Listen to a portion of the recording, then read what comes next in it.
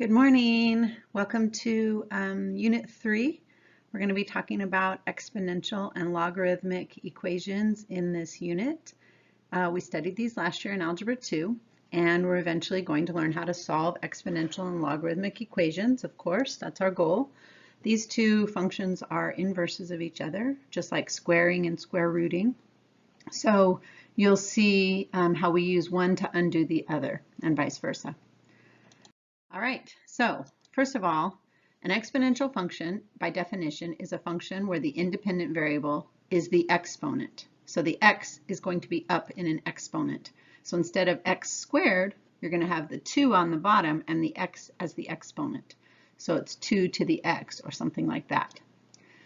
Oftentimes in real-life situations, these are used to model exponential growth and decay. You've probably heard that phrase used in just the everyday reporting that you hear about the coronavirus or about radioactive material, things like that.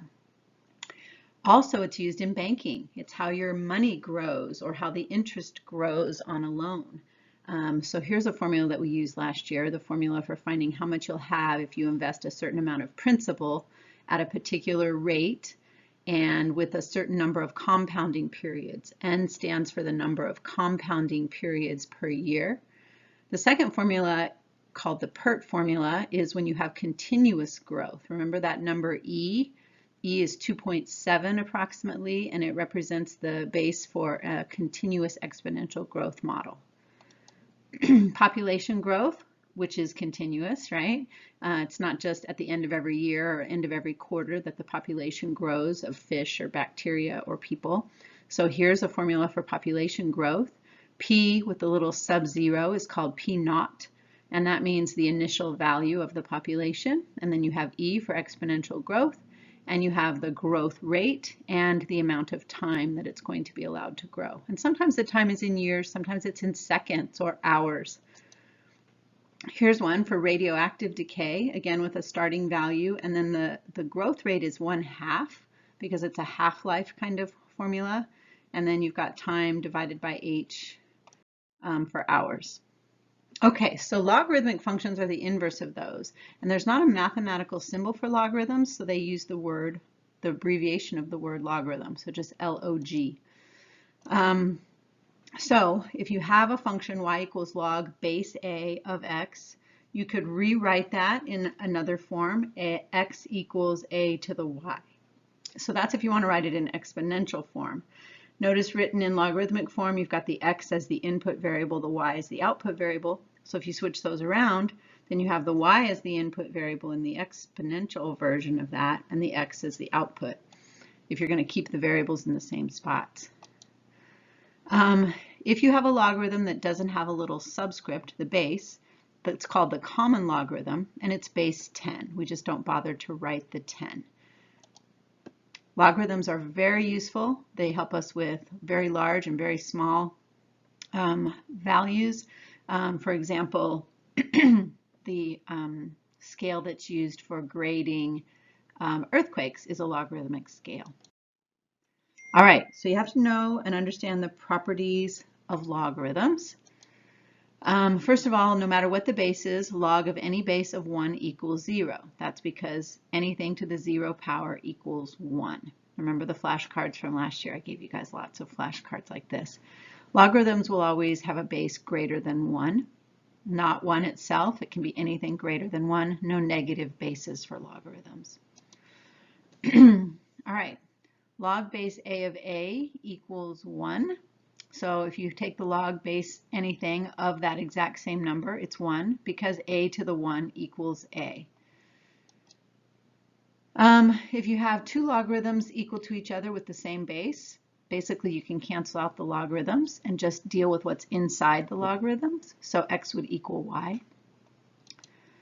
And if you have log base a of a to the x, basically the log base a cancels out the base a of the exponential, and all you have is x. Another very useful property. You can take the log of both sides and get rid of a base. And then in reverse, if you have an exponential base a to a power that is a logarithm, looks weird like that, but it does happen sometimes, then that also simplifies to just x.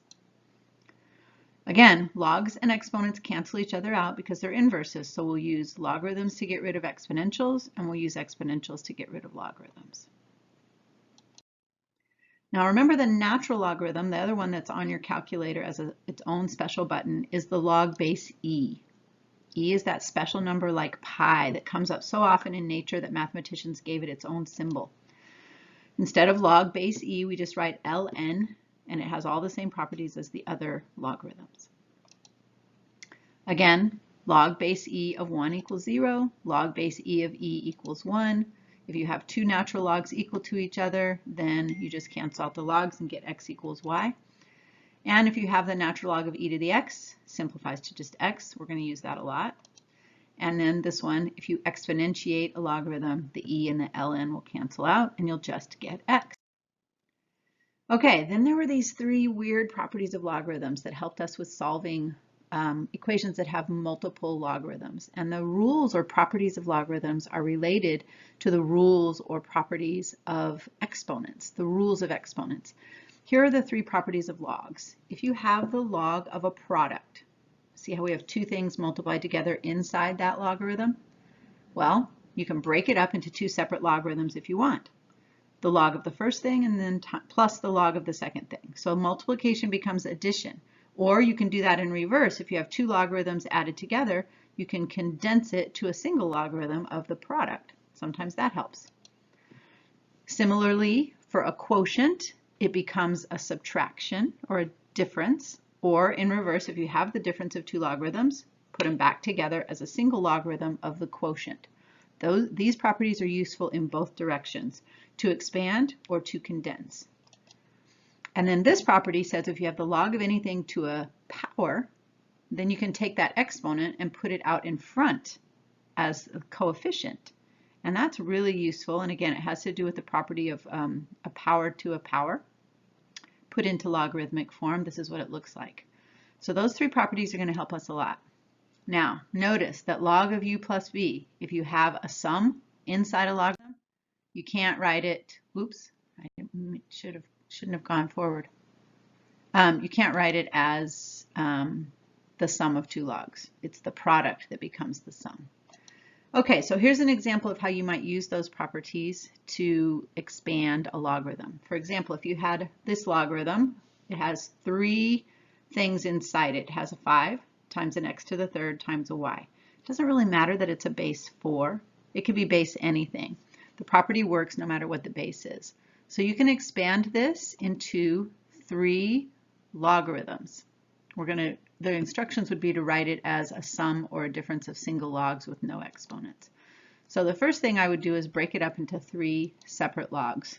There they are. There's the 3 logarithms. That product that's inside the logarithm becomes 3 separate logarithms. And then last thing I would do is get rid of that x to the third. Remember, the exponent inside the logarithm can go out in front as a coefficient. So I'm going to use that next property, and it's going to look like that. For some reason, sometimes in some situations, you're going to want to break it up into multiple logs like that. Okay, here's another one. We have a quotient. The property says that we can break a quotient up into a difference. So I'm going to do that first. And again, it doesn't matter that it's a natural log. It just means that our answer is going to have natural logs in it. So I break it up into 2, the top minus the bottom.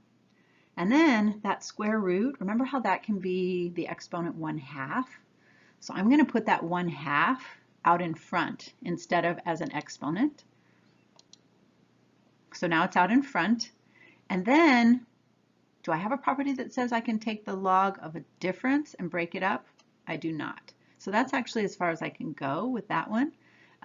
It's tempting to try to break up the 3 and the x that's inside the first natural log, but I don't have a way of separating it from the -5. There's no logarithmic property for that.